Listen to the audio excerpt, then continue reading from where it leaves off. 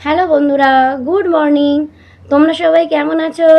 আশা করছি তোমরা সবাই খুব ভালো আছো। আমি শর্মিষ্ঠা, আমিও খুব ভালো আছি তোমাদের সকলের আশীর্বাদ ও ভালোবাসাতে। তো আমি আবার চালু করে দিলাম নিত্যদিনের ডিউটি, মানে কাজ, ঘর সংসারে কাজ। তো সকাল মানেই হচ্ছে নতুন করে নতুন কিছু চালু করা। তো নতুন করে নতুন কিছু বলতে নতুনভাবে সব পুরোনো কাজকে নতুন করে দেখে নিয়ে চালু করাটাই আমার কাজ। তো তোমরা আমার সাথে থাকো এবং দেখতে থাকো। তাড়াতাড়ি করে বাসি বিছনাটা তুলে নিচ্ছিলাম। তো এমনিতে তো আজকে আলিস্যর ঘোর একদমই কাটছে না। তোমাদের দাদাভাই আজকে সকাল সকাল কাজে বেরিয়ে গেছে। তো আমারও উঠতে উঠতে একটু বেলা হয়েছে আজকে, বেশি বেলা না, তাও ওই 7:30 মতন বাজে। তো তোমাদের দাদাভাই আজকে 6:30টার সময় উঠে কাজে বেরিয়ে গেছে, আমাকে আর ডাকেনি। কারণ আগের দিন রাত্রিবেলা না খুব মাথায় যন্ত্রণা করছিল আমার। তো দেখো ঘুমঘোর একদম কাটছে না। তো তোমরা তো ভালো করে জানো সকালবেলা চা না খেলে আমার ঘুমঘোরটা একদম কাটে না। তো ওই জন্য হাতে কাছে চটপট সেরে নিচ্ছি। তার মধ্যে চাদরটাও নোংরা হয়েছে, চাদরটাও পাল্টাতে হবে। তাই চিন্তা করছি কী করব, চাদর পাল্টাবো এখন না পরে পাল্টাবো। তো বাইরের ওয়েদারটা আগে দেখে নেবো, তারপরে চাদরটা পাল্টাবো। সেই জন্য চাদরটাকে ভাঁজ করে ঠিকঠাক করে রেখে দিচ্ছি।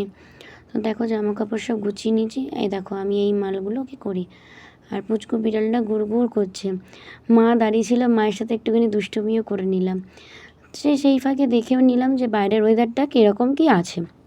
দেখলাম আজকে বেশ ভালোই আছে বাইরের ওয়েদারটা, তো চাদর কাচা যাবে। তো সেই মনে করে চটপট করে বিছানার চাদর পাল্টিয়ে নিয়ে আমি এবার সকালে খালি পেটে খাওয়ার ওষুধটা খেয়ে নিচ্ছি। তোমরা তো জানো আমি থাইরয়েড ওষুধ খাই। তো খেয়ে এবার কাজে লেগে পড়েছিলাম। তো কাজের ফাঁকে দেখলাম মার কাছে আবদার করলাম চা করে দেওয়ার জন্য। তো মা একটু চা করে দিল আমাকে। তো আমি তোমাদের তো বলি চা না খেলে আমার ইচ্ছাই করে না। তো এদিকে চটপট করে রান্নার জোগাড়টা করে নিচ্ছিলাম। তার ফাঁকে আরেকবার চা বসিয়ে দিলাম, যা একটুখানি চা খাই। তো তোমরা তো জানোই আমি আর কিছু ভালোবাসি না ভালোবাসি, চা আমার জিনে যতবারই দাও না কেন আমার খুবই ভালো লাগে। চা আমার মানে বলতে গেলে প্রিয় একটা পানীয় হিসাবে হয়ে গেছে। তো আমার বাবাও চা খেতে খুব ভালোবাসে, সেক্ষেত্রে আমি খুব চা খেতে ভালোবাসি। তা আমাদের বাবা মেয়ে আমরা বাড়িতে একসাথে দুজন যখন থাকি তখন চায়ের রেস করে কে কতবার চা খেতে পারি। তো এরকম দুষ্টুমি চলতেই থাকে। তো এবার চটপট করে হাতের কাজটা সেরে নিচ্ছি, কারণ তোমাদের দাদাভাই তো নতুন করে বলার কিছু নেই, ও তাড়াতাড়ি খেতে চলে আসবে। তো কাচাকুচি সব করে নিয়েছি, করে নিয়ে এখানে রান্নার জন্য চলে এসেছি। তো কেনা খাবার আনা হয়েছিল বলে আর সেটা তুললাম না। তো তোমাদের দাদাভাই আজকে হাঁসের ডিম খাওয়ার ইচ্ছা আছে, হাঁসের ডিম আর মানে হাঁসের ডিমের তরকারি সেদ্ধ করে করেছি। নাহলে তো অমলেট করেও কিছু দিনের তরকারি হয়, সেটা এমনি নর্মাল পোলট্রির ডিম হলে পরে। হাঁসের ডিমটা সেদ্ধটাই ভালো লাগে। তো হাঁসের ডিমের সেদ্ধ দিয়ে করে একটু কষা কষা করে লাল লাল ঝাল ঝাল তরকারি, আর হচ্ছে খারকোল পাতা বাটা ঝাল ঝাল করে। আর সব থেকে প্রিয় খাবার হচ্ছে লাউ দিয়ে ডাল।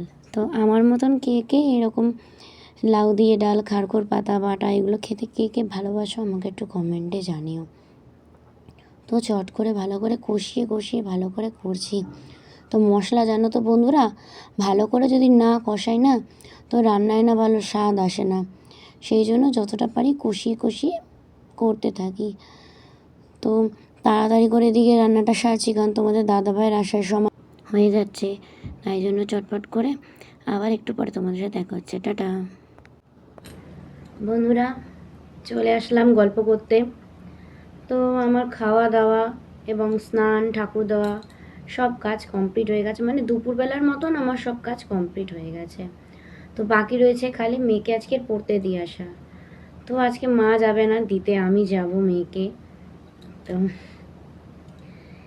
এই যে আজকে তো হচ্ছে গিয়ে কত হবে, 3 তারিখ মনে হয় আজকে।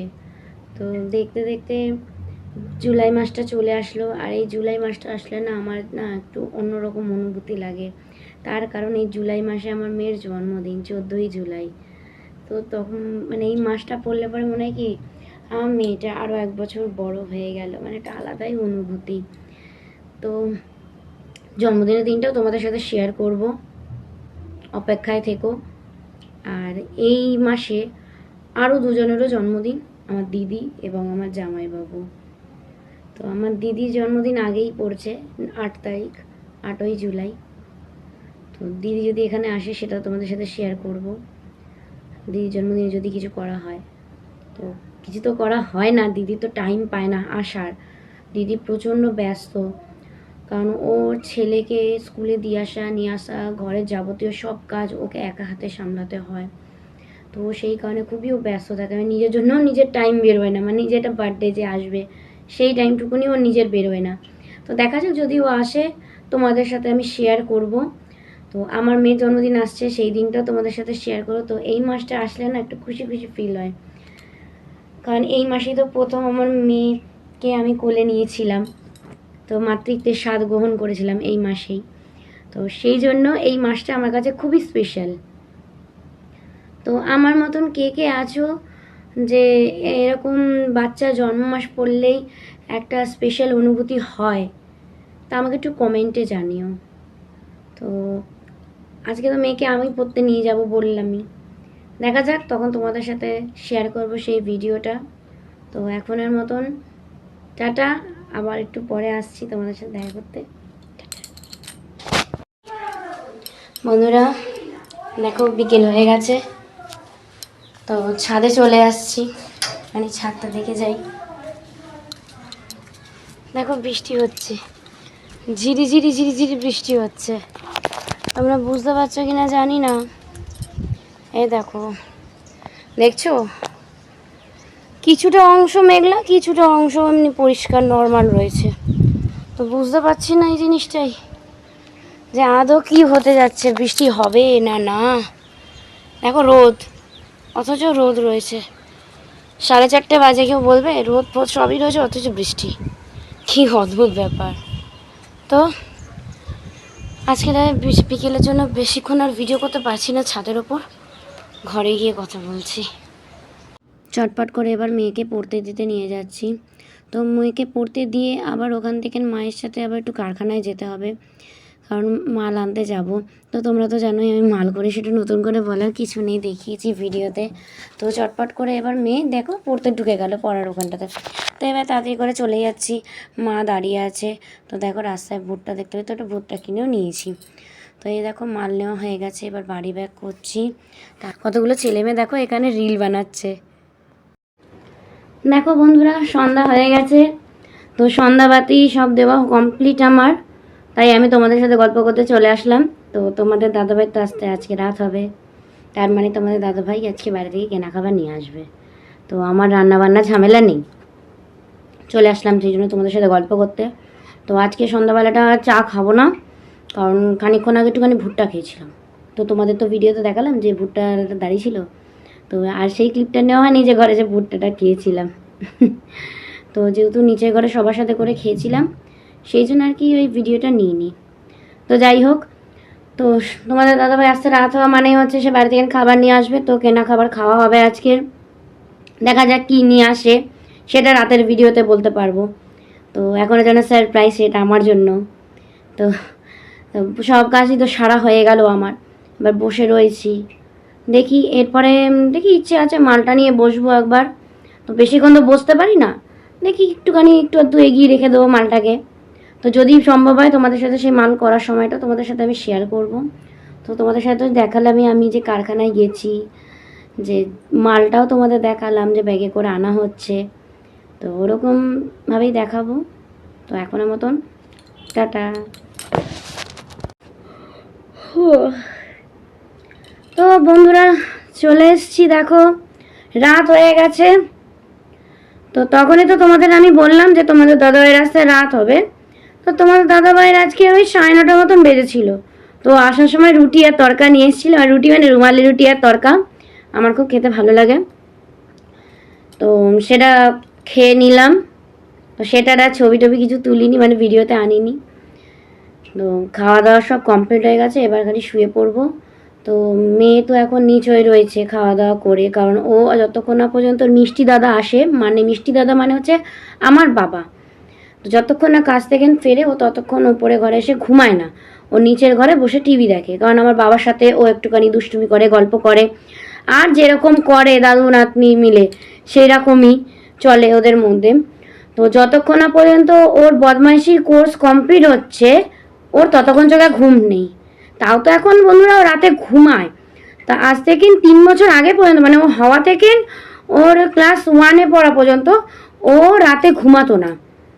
মানে ওর ঘুম এতটা পরিমাণ কম যে ও যদি দুপুরবেলা 8 ঘন্টাও যদি শুয়ে নিত তো রাতে আর ঘুমাতোই না। মানে ভোর 4টে 4:30 মতন বেজে যেত। তো ওর কারণে যে শুধু মা বাবা জেগে থাকবে তাহলে হবে তা নয়, ঘর শুধু সবাইকে জাগিয়ে রেখে ওর মতন খেলবে ওদের সবার সাথে। মানে ও যে আমার আর আমার বরের সাথে যে থাকবে, মানে তোমাদের দাদাভাইয়ের সাথে, তা করবে না। ওর তখন পুরো বাড়ির মধ্যে ঘুরবে। ওই রাত্রিবেলা গিয়ে ওই মিষ্টি দাদা দিদা, মিষ্টি দাদা মানে হচ্ছে আমার বাবা, আমার মা, এদের সবার সাথে দিদা, মানে দিদা মানে হচ্ছে ওর বড় মা, মানে আমার দিদা, এদের সবার সাথে ও খেলাধুলা করবে। তখন তো আমার দিদা সুস্থই ছিল, এখন না সে অসুস্থ হয়েছে। তো ওর ছোটবেলাটা এরকমই করে কাটিয়েছে। তো এখনো পর্যন্ত সেই অভ্যাসটা পুরোপুরি যায়নি, বুঝতেই পারছো, পুরোপুরি ওর অভ্যাসটা যায়নি। ও এখনো পর্যন্ত রাত জাগে। কি যাবে না, যতক্ষণ না পর্যন্ত মিষ্টি দাদা বাড়ি ফিরছে। তো আমার বাবার আস্তে আস্তে রাত্রিবেলা 11:30 পৌনে 12টা বেজে যায়। কারণ আমার বাবা তো ধর্মতলা কৃষিয়াস দোকানে কাজ করে। তো ধর্মতলা থেকে আমাদের বাড়ি লিলুয়া, তো এতটা দূর আসার একটা ডিস্টেন্স আছে। তো ঠিকঠাক গাড়ি ঘোড়াও পাওয়া যায় না রাতের দিকে। তো কখনো তাড়াতাড়ি চলে আসে, কখনো লেট হয়।